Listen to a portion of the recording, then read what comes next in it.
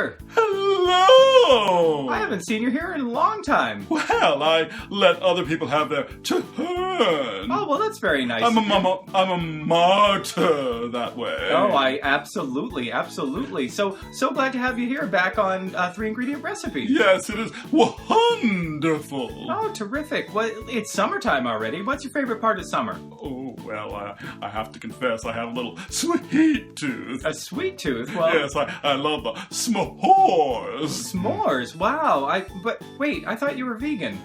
I'm vegetarian. Oh, you're vegetarian. Well, that's good because these are vegetarian, definitely. But I like chocolate too much to be full-time vegan. Yes, they do make some good vegan chocolate, but we didn't use that today. Yes.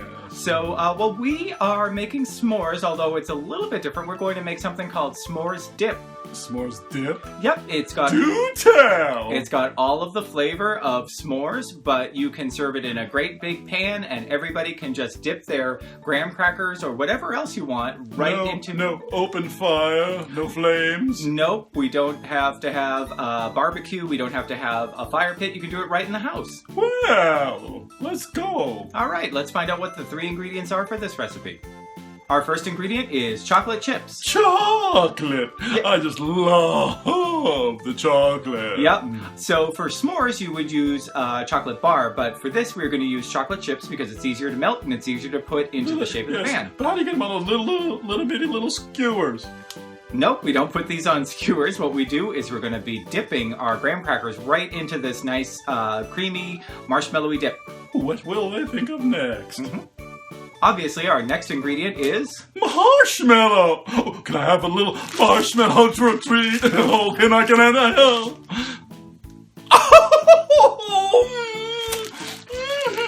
So that's lovely. So you can use either full-size marshmallows or, like us, you can use mini marshmallows. I find mini marshmallows easier to deal with because when you're making them with full marshmallows, you have to cut them in half, and that's a lot of work. Yes, you don't want work when you're trying to have the sweets. S'mores really shouldn't be a lot of work, so I'm going to recommend we use the mini marshmallows. Mini marshmallows. And our final ingredient is butter. Butter? Yep. I thought the third ingredient would be graham crackers. Now remember, this is a recipe just for the dip. You could dip just about anything into the s'mores dip. Graham crackers obviously are the ones that you would use traditionally, but you could dip other kinds of cookies. Aren't you sneaky? Yeah, you could even maybe dip some fruit into there. I could see strawberries being dipped into some s'mores dip. That would be delicious. Yeah. Sweet on sweet. So we're going to use a little bit of butter just to coat the bottom of the pan. Parquet. One thing you might notice is that we have not done measurements. It's going to depend entirely on the size of the pan and the size of the portion you want. It's really easy to eyeball. Again, these are s'mores. This isn't something that's going to take a very difficult recipe. Okay. The first thing that we're going to do is heat up the oven to 450 degrees Fahrenheit. I've already done that.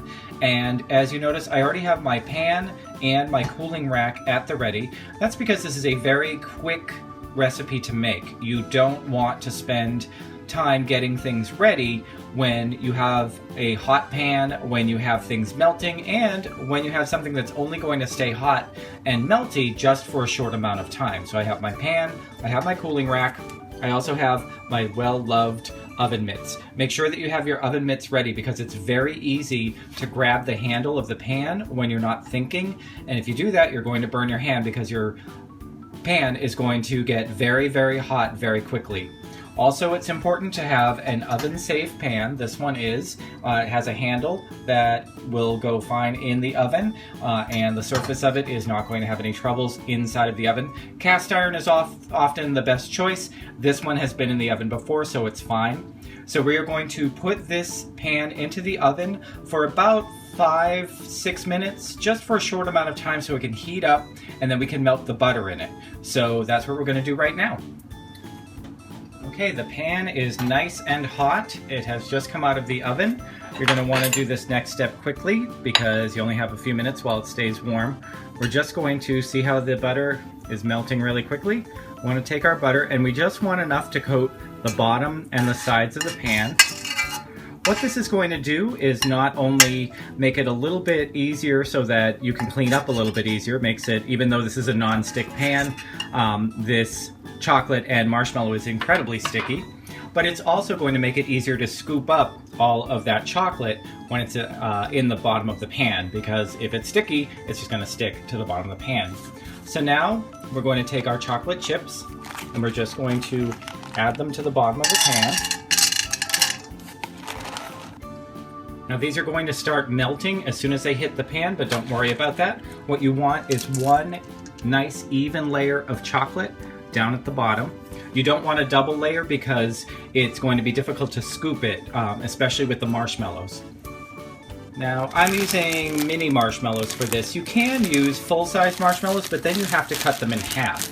And this is supposed to be a very easy, very simple recipe, so why would I want to take the time to cut a whole bunch of marshmallows in half when I can just take them by the fistful and pop them over the top of my chocolate.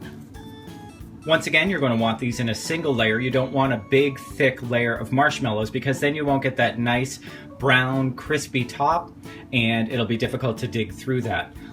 Remember that this pan is very hot still, so I've got my oven mitt, and this is going back into the oven for about 5 to 7 minutes, or until the tops of the marshmallows are browned and everything is nice and goopy and ready to dig out with some graham crackers.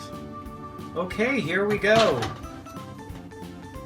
What I did in the last minute of this was I turned on the broiler, and that way we got the nice brown crispy part at the top, and the bottom of it wouldn't burn.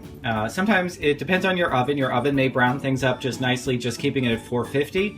If you have a broiler somewhere else in the oven, other than the oven, you may want to turn that on just to get this nice crispy. That's my favorite part of any sort of toasted marshmallow, is this toasty part. And as you see, you now get a beautiful s'more that gives you the nice soft marshmallow, the melted chocolate, and that beautiful crispy part of the toasted marshmallow all on top. Now remember, when you serve this, you're going to want to tell your guests that the handle is very hot, not to touch the handle or the pan, because chocolate turns back into a solid and the marshmallows get very sticky very quickly. You don't have too much time to serve it, so it's definitely a cook right away and serve right away type of treat. We're going to enjoy our s'mores dip, and we'll be right back. Well, what do you think?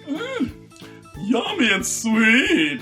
Chocolate here, marshmallowy. So this is great. You don't have to roast individual marshmallows in order to get each and every s'more. If you're like me, I like to have a lot of s'mores all at once. This is a great way to get a whole bunch. You have a little bit, and then you have some more. Exactly. That's what you do with s'mores. So you get everything that you like out of a s'more. You get the graham cracker or whatever else you want to dip into that. You also get the beautiful toasted marshmallows, which are nice and crispy on the outside. And nice and golden brown. Yep, nice and golden brown. And you get a whole bunch of nice melted chocolates for you to taste as well. Well, it was so great having you on 3-ingredient recipes.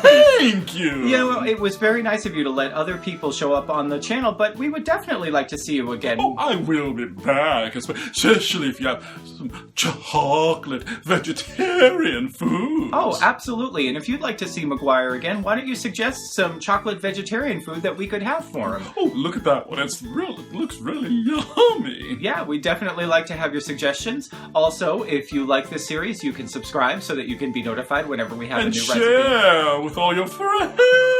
Sharing is one of the most important things you can do. There are little buttons down there for you to share on Facebook or Twitter or Pinterest or whatever you want to. That definitely helps us make more videos. So what are you going to do with the rest of your summer, McGuire? Oh, relax by the pool, of course. Oh, that sounds really good. I think that maybe we should get our swimsuits and get ready to do that right now. Okay. All right. Last one in is a rotten egg. Perfect. Let's just say goodbye to everybody. See you later. Bye. Bye. Just sleep. What are you doing? You're a little frisky today. Stop eating.